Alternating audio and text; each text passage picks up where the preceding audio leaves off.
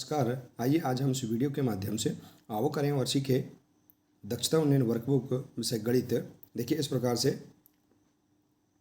हमें यह बुक प्रदान की गई है। आप देख सकते हैं इन कक्षाओं के बच्चों के लिए हमें यह book mathematics workbook for students देखिए सत्र 2023-24 यह प्रदान की गई है। आप देख सकते हैं इसमें अलग अलग वर्कशीट दी गई हैं। वर्कशीटों को पूर्ण करने के लिए गतिविधियाँ दी गई हैं। गतिविधियों के माध्यम से आप आसानी से वर्कशीटों को समझकर पूर्ण कर सकते हैं। तो आइए देखते हैं आओ करें और सीखें वर्कशीट क्रमांक 67 और इसी के आगे है वर्कशीट क्रमांक 68। देखिए यदि आप इसके आगे की और भी अन्य सभी वर्कशीटों को आप समझना चाहते हैं, पूर्ण करना चाहते हैं, तो आप हमारे इस चैनल से जुड़े रहिए और इस चैनल को सब्सक्राइब अवश्य कर लें। साथ ही बेल आइकन को प्रेस जरूर कर लें ताकि आने वाले सभी नए वीडियो सबसे पहले आप तक पहुँचते रहेंगे। तो आइए देखते हैं आओ करें और सीखें वर्कशीट क्रमांक 67।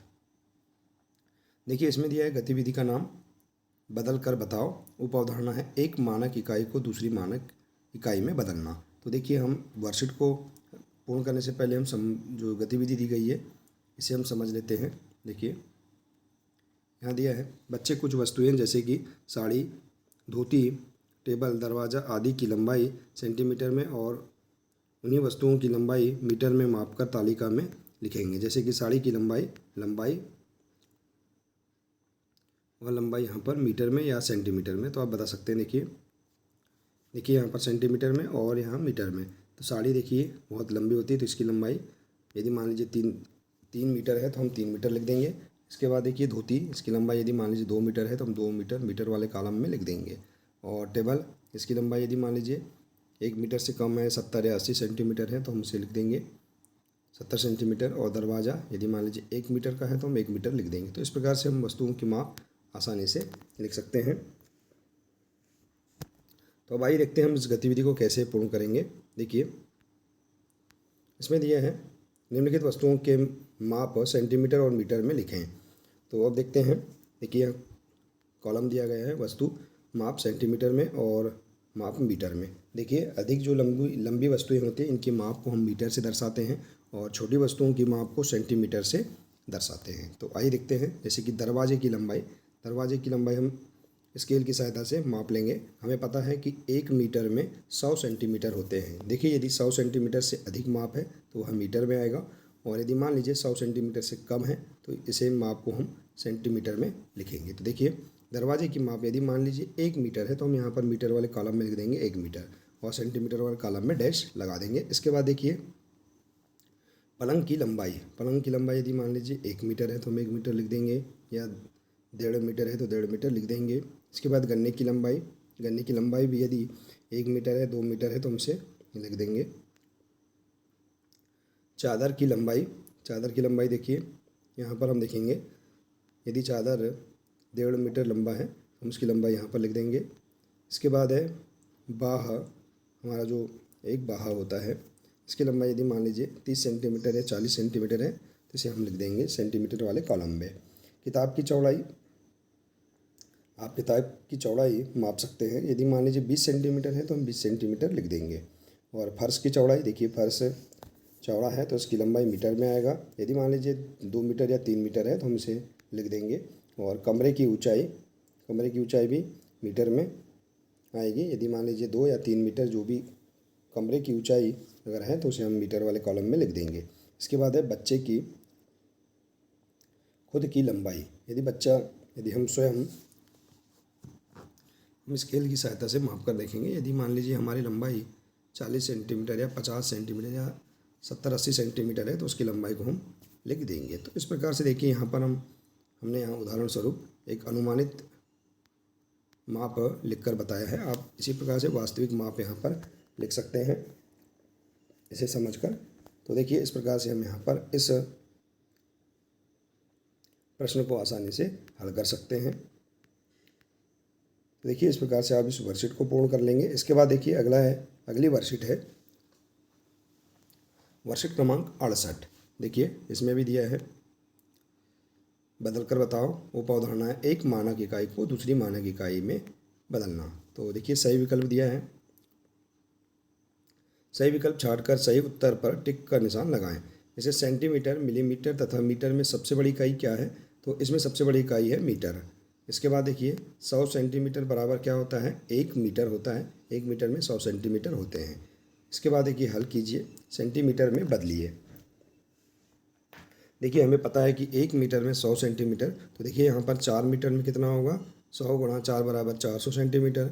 2 मीटर में 2 गुणा 100 बराबर 200 सेंटीमीटर। 7 मीटर में 7 गुणा 100 बराबर 700 सेंटीमीटर। और 1 मीटर बराबर 100 सेंटीमीटर। 6 मीटर बराबर 600 सेंटीमीटर। और 9 मीटर बराबर 900 सेंटीमीटर। तो इस प्रकार से हम यहाँ पर मीटर को सेंटीमीटर में बदल सकते हैं। इसके बाद देखिए अगला है सेंटीमीटर में बदलिए। तो देखिए 1 सेंटीमीटर बराबर 10 मिलीमीटर होता है और 1 मिलीमीटर बराबर 1/10 सेंटीमीटर।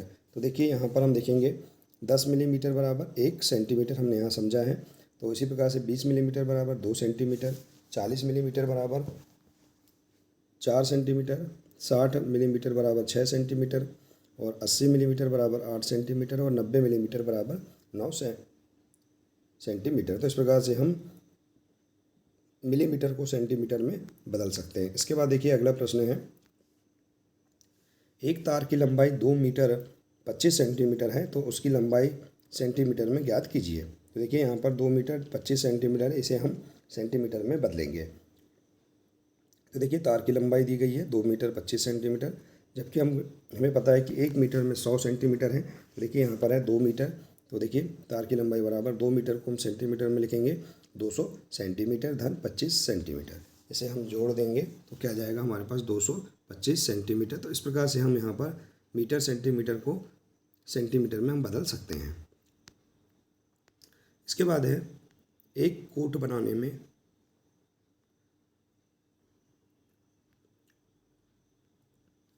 1 मीटर 80 सेंटीमीटर कपड़ा लगता है, तो उस कोट को बनाने में कितने सेंटीमीटर कपड़ा लगेगा। तो देखिए 1 मीटर 80 सेंटीमीटर को हमें सेंटीमीटर में बदलना है।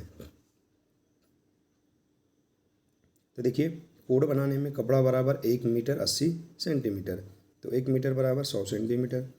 तो देखिए हम इसे सेंटीमीटर में बदलेंगे। 1 मीटर बराबर 100 सेंटीमीटर धन 80 सेंटीमीटर बराबर क्या आ जाएगा 180 सेंटीमीटर। इसके बाद है एक साड़ी 5 मीटर 50 सेंटीमीटर लंबी हो, तो उस साड़ी की लंबाई सेंटीमीटर में ज्ञात कीजिए। तो हम इसे मीटर को सेंटीमीटर में बदल कर लिख देंगे। तो साड़ी की लंबाई है 5 मीटर 50 सेंटीमीटर। हमें पता है कि 1 मीटर बराबर 100 सेंटीमीटर, तो साड़ी की लंबाई बराबर क्या आ जाएगा 5 मीटर बराबर 500 सेंटीमीटर धन 50 सेंटीमीटर। इसे हम जोड़ देंगे तो 550 सेंटीमीटर कुल लंबाई आ जाएगी। इसके बाद है एक विद्यार्थी की ऊंचाई 142 सेंटीमीटर है, तो विद्यार्थी की ऊंचाई मीटर एवं सेंटीमीटर में ज्ञात कीजिए। तो देखिए अब 142 सेंटीमीटर है, इसे हम मीटर और सेंटीमीटर में बदलना है। हमें पता है कि 100 सेंटीमीटर में 1 मीटर होता है, तो यहाँ देखिए 142 है, 100 धन 42। देखिए हम इस प्रकार से इसे हल कर सकते हैं। विद्यार्थी की ऊंचाई बराबर 142 सेंटीमीटर, तो 1 मीटर बराबर 100 सेंटीमीटर या 100 सेंटीमीटर बराबर 1 मीटर। तो देखिए विद्यार्थी की ऊंचाई बराबर हम यहाँ देखिए 100 धन क्या आ जाएगा, हम इसे इस प्रकार से बता सकते हैं 100 धन 42। तो 100 को हम लिखेंगे 1 मीटर और यहाँ 42 सेंटीमीटर। तो हम इस प्रकार से इसे लिख सकते हैं। तो देखिए इस प्रकार से हम यहाँ पर वर्कशीट क्रमांक देखिए 67 और 68 इसे हम आसानी से पूर्ण कर सकते हैं। देखिए इस प्रकार से आशा है कि आपको ये वर्कशीट समझ में आ गई होंगी, इन्हें कैसे हल करना है। देखिए यदि आप इसी प्रकार से इसके आगे की अन्य वर्कशीटों को समझना चाहते हैं, पूर्ण करना चाहते हैं, तो आप हमारे इस चैनल को सब्सक्राइब अवश्य कर लें। मिलते हैं इसी प्रकार से अगले नए वीडियो के साथ। नमस्कार।